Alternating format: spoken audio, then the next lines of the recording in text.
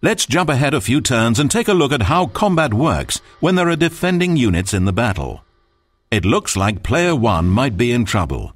His quest zone is burning. His kingdom has already taken 7 hit points worth of damage. However, he has some units in his battlefield, a Troll Slayers and a Defenders of the Hold.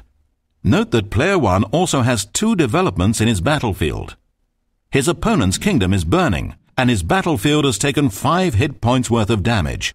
If Player 1 can inflict 3 more damage on Player 2's battlefield, Player 1 will win the game.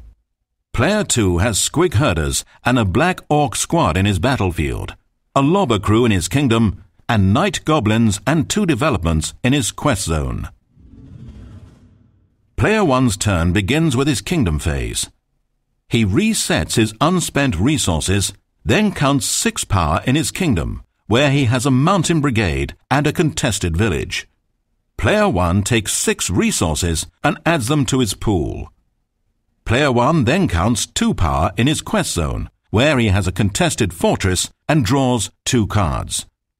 During his capital phase, Player 1 spends 3 resources and plays Durgnar the Bold into his battlefield. He then places the Keystone Forge face down into his kingdom as a development, adding 1 much-needed hit point to that zone. During his battlefield phase, Player 1 launches his last-ditch attack against his opponent's battlefield. He declares the Defenders of the Hold, the Troll Slayers, and Durgnar the Bold as his attackers. Player 2 realizes that if his battlefield burns, he will lose the game. So he declares both of his units in the battlefield, the Squig Herders and the Black Orc squad, as defenders.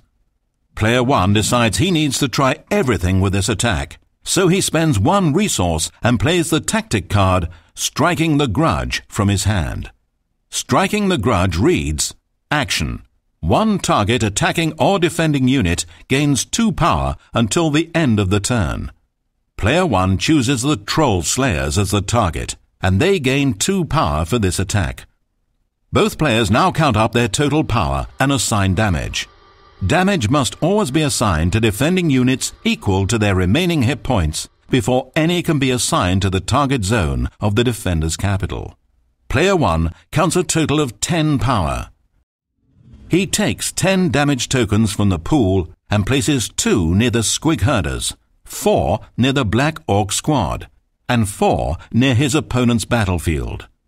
Player 2 counts a total of 4 power on his defending units.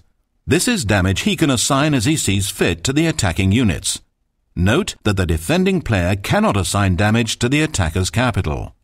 Player 2 takes 4 damage tokens from the pool and places 2 near the Troll Slayers and 2 near Durgnar the Bold.